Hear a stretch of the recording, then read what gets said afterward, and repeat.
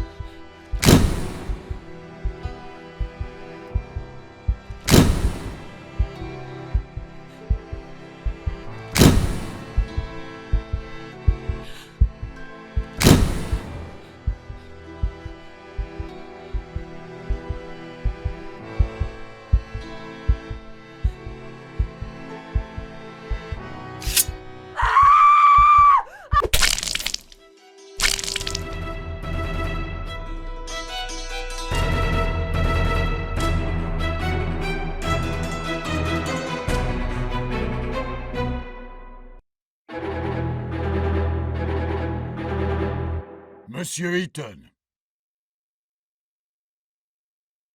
Monsieur Ethon.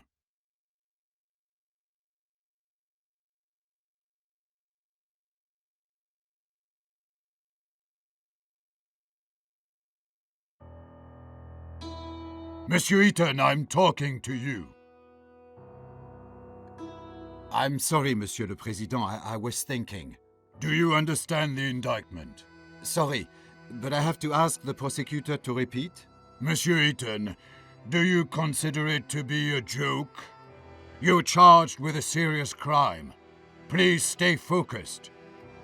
Monsieur Prosecutor, please continue. As I said, I accuse Alfred Ethon of murdering Marie Capet on the 17th of October 1894 in Paris.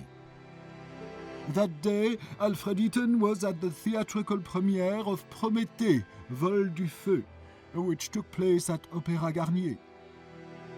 As it is apparent from the testimony of witnesses, the accused left at about 8:30 p.m., before the end of the banquet.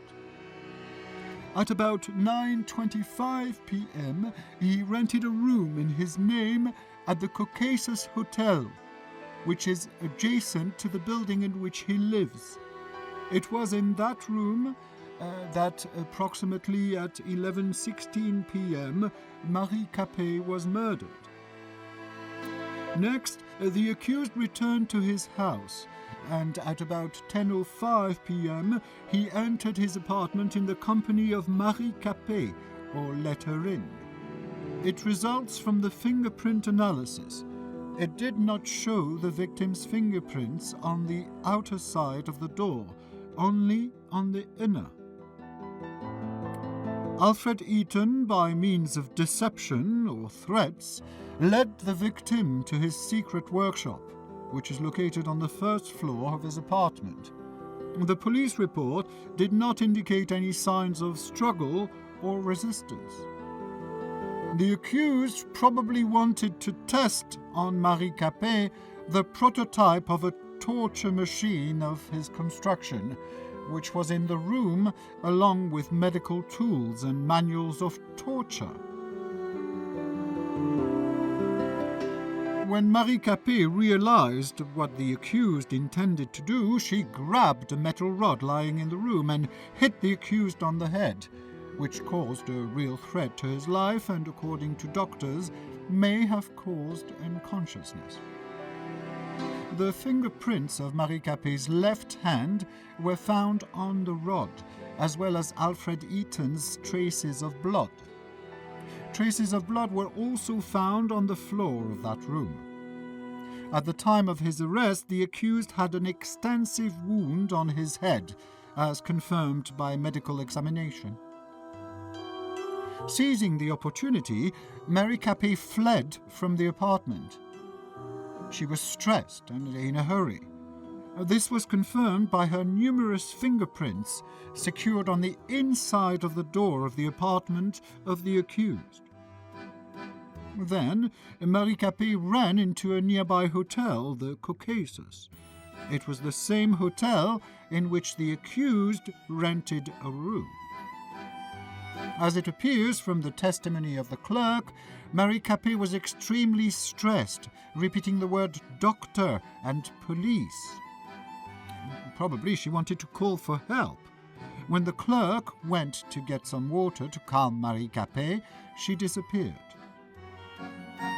The next day, on the 18th of October, about 8:32 a.m., a maid found her body in a room rented by Alfred Ethon.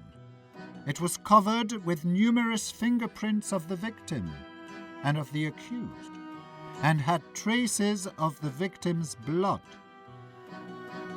The immediate cause of death was a severe blow to the abdomen in the liver area, with a blade of about 14 centimeters length. The murder weapon, constructed by the accused, was secured in his apartment. Marie Capet's unwashed blood stains were still present on it, as well as the fingerprints of the accused. The accused is also charged by the testimony of one of the neighbors who passed the accused at the front door of the building in which they both lived at about 11:30 p.m. The witness testified that the clothing of the accused was stained with blood. Unfortunately, the said clothes were not found. At the time of committing the alleged crime, the accused was sane, which means he acted consciously. For committed crimes, the accused shall be liable to life imprisonment or the death penalty. Has the accused finally understood the indictment? Oui, Monsieur le Président. Does the accused plead guilty to the charges against him? Non, Monsieur le Président. Does the accused want to provide explanations? Oui, Monsieur le Président. Monsieur le Président, could I ask you for some conversation time with my client? Of course. I just wish it would not take too much time. We've already wasted too much of it. Monsieur Ethon, please note that you can look through evidence at any moment. It is available by pressing Tab. I will show the defense evidence to the court at the time of your uncovering during the testimony. It might surprise the prosecutor. If necessary, you can recall the string of events according to the prosecution by pressing the Q key. Will you need my help during testimony? I will give you my advice and remind you of important facts and events.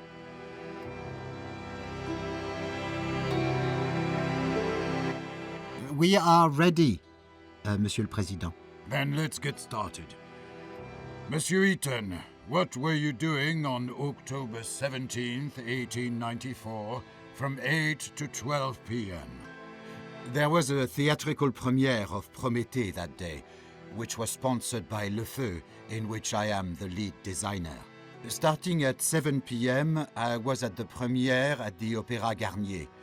Around 8:30 p.m., after the play, I found that I did not want to attend the dull banquet, and instead I preferred to work. I said goodbye to Hugo Argent, president of Le Feu, and I drove home. I got there at about 9 p.m.